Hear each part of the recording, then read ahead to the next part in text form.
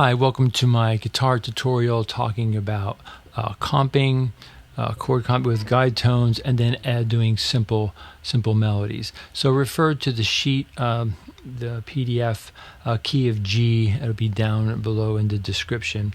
So I'll just be mostly looking at two different positions of the key of G. Here, with the root, the third and seventh of the chords of the 2-5-1, and then the third and seventh of the 2-5-1 here. So I got up earlier this morning, and I was just kind of playing through all 12 keys with these guide tones as part of a practicing routine, and I thought, oh, this would be interesting to do a tutorial on this. Okay.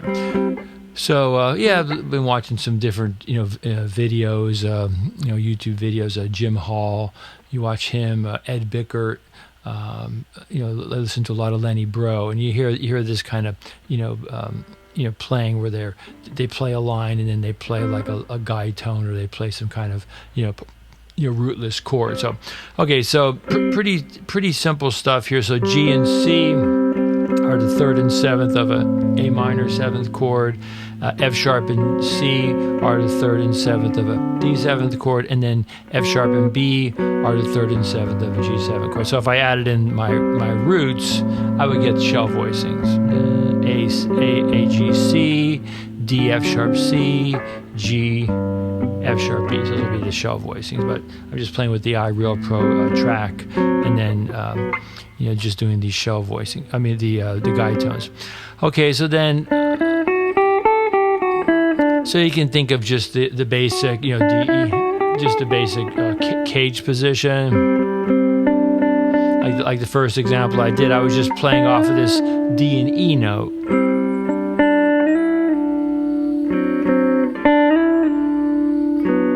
And then you can see if you just play off of that, it kind of looks like different pieces of, here's like an A minor 7 sus, here's like a part of a D7 chord, and here's part of a G major 7 chord. So a lot of it is how you think about it. You don't necessarily think of it as a big chord form. You're just thinking of it as different pieces of the chord.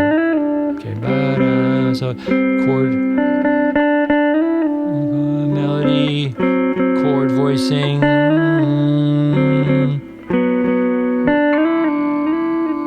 Okay, and then I think I also did. So the F sharp G A, so you have.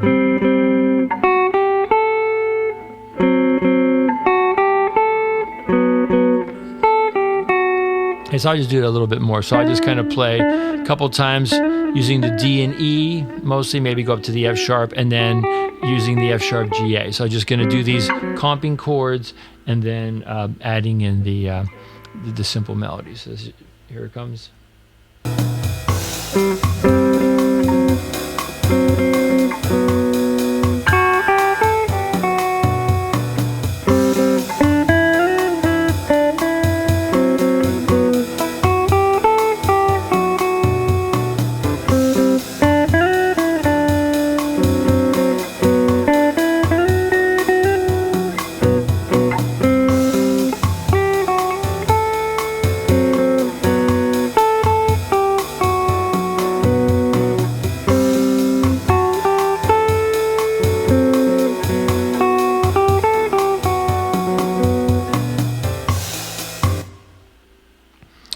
Okay, let's see if there's anything else I want to do. Okay, and then if you wanted to, you can maybe going into this fifth position, E, F sharp.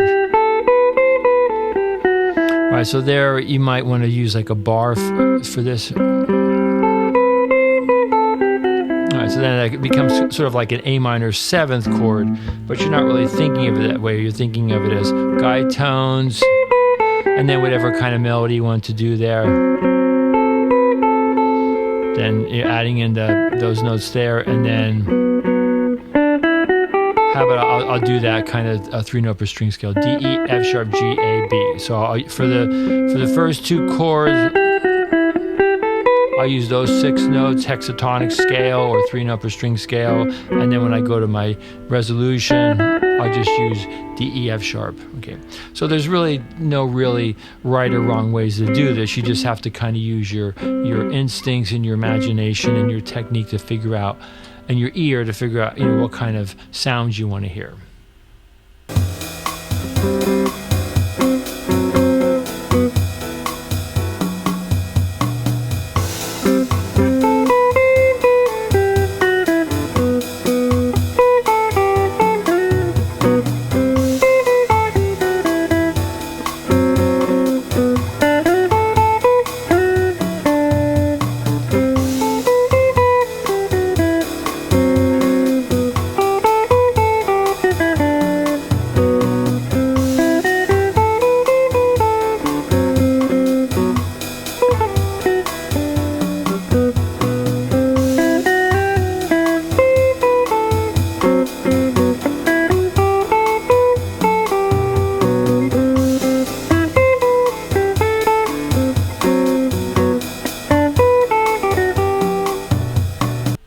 I was using some sequences there. Right, that usually always sounds pretty good. All right, I think that's all I'll do in that position. Now we're going to go up to here. So this is going to be on the key of G, classic positions or cage positions. You can designate them however you want. I think Jimmy Bruno calls them 5 positions or 5 regions or something like that. G, C, G, that's A minor 7th, C F sharp, D 7th, and then B F sharp. So once I'll point out the shell voicing. So you would have A here, A, C, F, and just disregard that string. That's a low A for the 7th string. Okay, and then here's your D F sharp, D C F sharp, D 7th chord, and then here's your shell voicing for G7.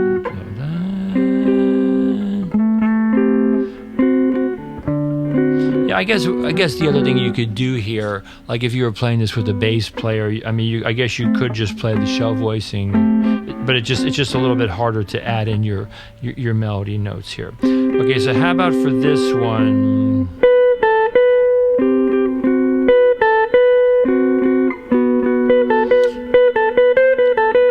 I just kind of use this, G and A and B, A, B, C.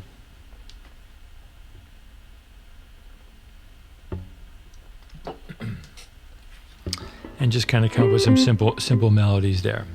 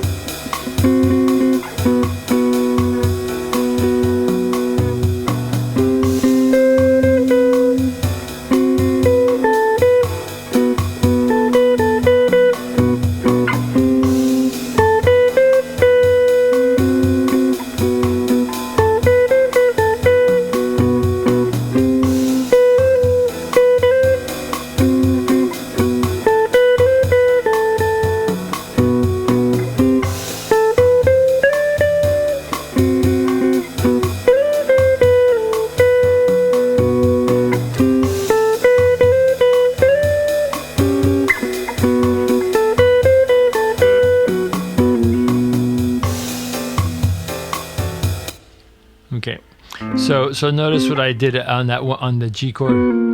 So those kind of half step slides, that almost always works in a jazz setting. Yeah, I learned that from one of my mentors, Dave Klein. He talked about that, the sliding in or out of the chord. Kind of works all the time. Okay, so then let's go up to this. So I have D, E, D.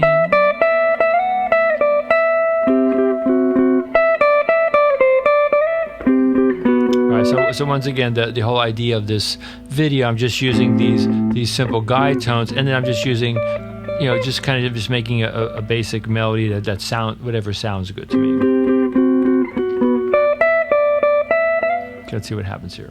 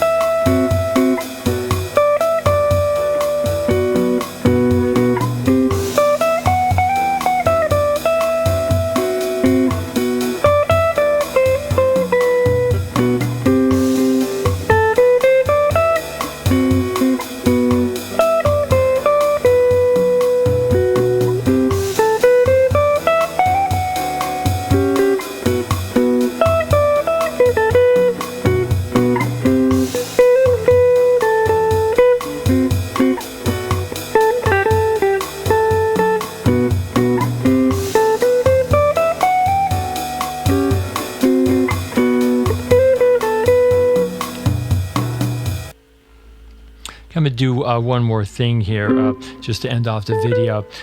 So here you have this kind of convenient pattern here, A, B, D, E. So this is an interesting place in the fingerboard where you have both a G major pentatonic, a G major E minor pentatonic, or you also have B minor pentatonic, which is D major pentatonic. So you can either add in the G note, or you can add in the F sharp note. So I just kind of freely go in between those.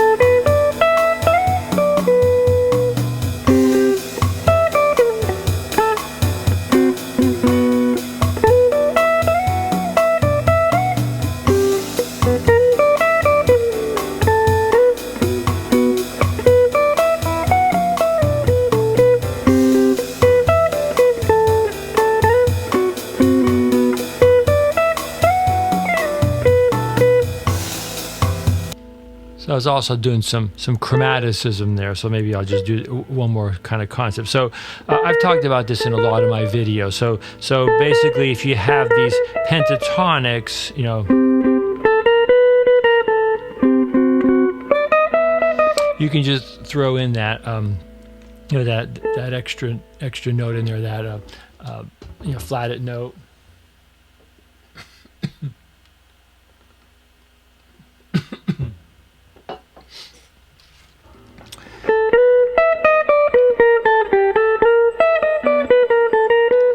I think what I'll do is I'll just kind of end off the video. I'll just kind of improvise around that using this, using those chromatics. And then I also did, that would basically just be the blues scale, B blues scale. Okay.